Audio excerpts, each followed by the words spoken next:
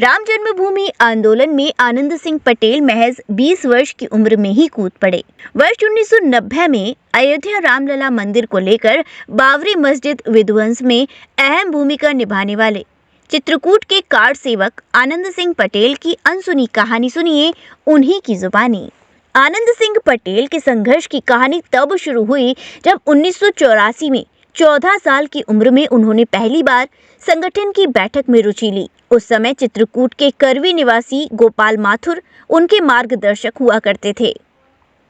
आनंद पटेल महज 20 वर्ष की उम्र में ही राम मंदिर आंदोलन में कूद पड़े और जो घटनाक्रम अयोध्या में विध्वंस के समय हुआ, उस पल को याद कर आज भी सिहर उठते हैं। बताते हैं कि चारों ओर पुलिस की छावनी और बैरिकेडिंग, उस पर राम भक्तों का भारी हुजूम।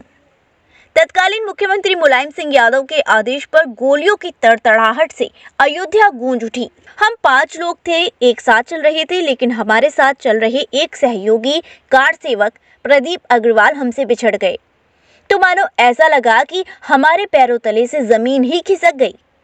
लेकिन प्रभु श्री राम की कृपा रही कि वह सकुशल हमें कई दिनों बाद सुल्तानपुर में मिले, तब जाकर जान में जान आई। लेकिन उन कार्ड सेवकों की कुर्बानी से आज प्रभु श्री राम लला का भव्य मंदिर निर्माण हुआ है, जिस पर हम सब देशवासियों को गर्व है। बाजार में आज व्यापारी अगर अपनी दुकान में बैठा हुआ है और दुकानदार अपने दुकान में बैठा हुआ है, अब वो अपने दुकान के ऊपर घर पहले इसलिए बनाता था कि उसको सुरक्षा की आवश्यकता होती थी कि वहीं पे उसका परिवार भी सुरक्षित रहे और वहीं पे उसकी दुकान भी सुरक्षित रहे, और घर से महिलाओं को बाहर निकलने नहीं देता था डर के मारे। आज घर की महिलाएं बाहर निकल रही हैं और वो चैन से व्यापार कर रहा है। ये आज की उपलब्धि है। जीवन में चलता रहता है। आज हम लोगों ने व्यापारियों से ये अपील किया, शिक्षित बनो, संगठित रहो, अपने अधिकार के लिए लड़ो। लेकिन अधिकार के लिए रोटी मांगने के लिए अधिकार की रोटी हम लेंगे अपने हक, लेकिन उसके लिए हम चूल्हा थोड़े फोड़ेंगे। इस सरकार में हमें जो सुरक्षा मिली है और जो आज अपराधियों के हौसले पस्त हैं, हम इसका समर्थन करते हैं और हमारे व्यापारियों को उनकी सुविधा और उनके अधिकारों से वंचित न किया जाए किसी भी सूरत में। इसके लिए हम सरकार से अपनी डिमांड भी संगठन करेंगे और पूरी ताकत से उसका समर्थन करेंगे। एक चीज़ जो देखने में आ रहा है कि जैसे ये सरकार है जो वो वंचित समूह के लिए, चाहे वो किसान सम्मान निधि हो या उज्ज्वला योजना हो या प्रधानमंत्री आवास योजना हो, तो किसानों के लिए और जो SC ST OBC तबका है उसके लिए तो तमाम योजना है, लेकिन व्यापारियों के लिए कोई बड़ी योजना देखिए ऐसा है भाई साहब, मेरी पत्नी 3 रिज्यूम चेयरमैन भी थी, मैं जिला पंचायत अध्यक्ष भी हूँ। ये सब तो जो विपक्ष वाले जो हमको लूटने का काम करते हैं वो लोग आंकड़ा जरूर बताते हैं, लेकिन सरकार की जो योजना है सबके लिए है। लेकिन हाँ, हमारे व्यापारियों के लिए जो हमारे टैक्स पेयर हैं इनको और सुविधा मिले, इसके लिए संगठन के माध्यम से जो भी मांग रखी जाएगी और जहाँ जो भी धरना प्रदर्शन होगा उसमें हम लोग साथ देंगे, सपोर्ट करेंगे। चित्रकूट धाम में व्यापारी महाकुंभ का समापन समारोह आयोजित हुआ। कल दिल्ली प्रदेश सरकार के भाजपा के प्रदेश के निवर्तमान प्रदेश अध्यक्ष आदेश गुप्ता जी का आगमन हुआ और उनसे तमाम व्यापारिक समस्याओं को लेकर के उन्हें पत्र भी सौंपा गया। और आज जो द्वितीय सत्र चला, द्वितीय दिवस व्यापारी महाकुंभ का निश्चित है। जिस प्रकार से छोटे रेहड़ी पटरी वाले, हाथ ठेले वाले और मझोले व्यापारियों की जो वास्तविक समस्याएं हैं उन पर मंथन हुआ, उन पर चर्चा हुई। बड़े उद्योगपतियों ने यह चर्चा की और बड़े उद्योगों को स्थापित करने में क्या समस्याएं उत्पन्न हो रही हैं इस पर चर्चा हुई।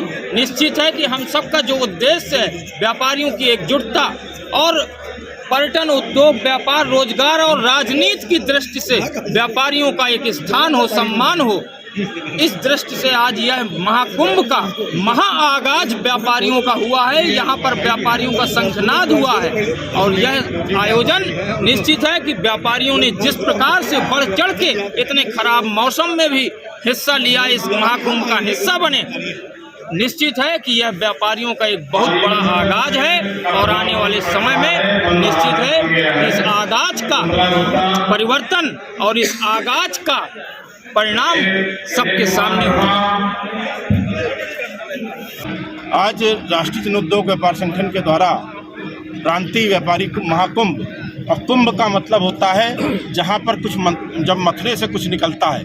इस आज जो मंथन चल रहा है उसका मैं समझता हूँ प्रदेश में जो देश के लगभग 11 करोड़ MSME, क्योंकि पहले जो लघु उद्योग थे, कुटीर उद्योग थे, उसके बाद भारत सरकार ने MSME के अंदर देश की जो रिटेल ट्रेड है उनको जोड़ने का काम किया है। लेकिन रिटेल ट्रेड में जोड़ तो दिया, लेकिन उन व्यापारियों को ना तो कोई जैसे लोन की सुविधा है जिस तरह से मिलनी चाहिए उस तरह से वो सुविधाएं नहीं मिल पा रही हैं। और साथ में रिटेल ट्रेड को सबसे बड़ी दिक्कत आज वर्तमान में ई-कॉमर्स से है। ई-कॉमर्स का व्यापार जिस तरह से खुदरा व्यापार को खत्म कर रहा है, उस खुदरा व्यापार के लिए राष्ट्रीय जनोद्योग व्यापार संगठन जब तक खुदरा व्यापार बच नहीं जाता है या उसके लिए ऑनलाइन ट्रेडिंग पर अतिरिक्त टैक्स लग नहीं जाता, तब तक राष्ट्रीय जनोद्योग व्यापार संगठन न तो हम चैन की नींद सोएंगे, न इन ऑनलाइन ट्रेडिंग कंपनियां जो विदेशी कंपनियां हैं उनको चैन की नींद सोने देंगे।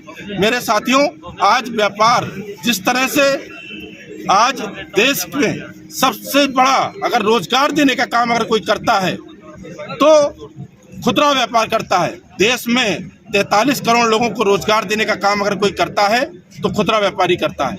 आज वर्तमान में भारत सरकार की NCRB की रिपोर्ट है, मेरी रिपोर्ट नहीं है, जहां पर देश में पहले किसान आत्महत्या करता था, आज देश के अंदर व्यापारी आत्महत्या कर रहा है। 2020 में 21 व्यापारियों ने आत्महत्या की, 2021-22 में 43 व्यापारियों ने आत्महत्या की, और ये जो 22-23 का रिजल्ट आया है उसमें प्रतिदिन 88 व्यापारी आत्महत्या कर रहा है। इससे बचाने के लिए राष्ट्रीय जनोद्योग व्यापार संगठन जन जागरण अभियान करने का काम करेगा और सरकार को चेताने का काम करेगा कि सरकार इस मुद्दे पर गंभीरता से लेने का काम करे और देश के खुदरा व्यापारियों को बचाने का काम करे। महंगी बिजली बिल की समस्या से छुटकारा पाइए, सोलर सिस्टम लगाइए। जी हां, आपके लिए बेहद आसान हुआ सोलर सिस्टम लगवाना। संपर्क करें MET electronics corporation, Krishna Nagar, Mathura. जैसा कि मैंने आपको बताया कि भाई इसका ROI 25% है, यानी 25% का रिटर्न है। इसके हिसाब से देखा जाए तो जो लागत आप लगा रहे हैं वो लागत आपकी 4 साल में निकल आएगी।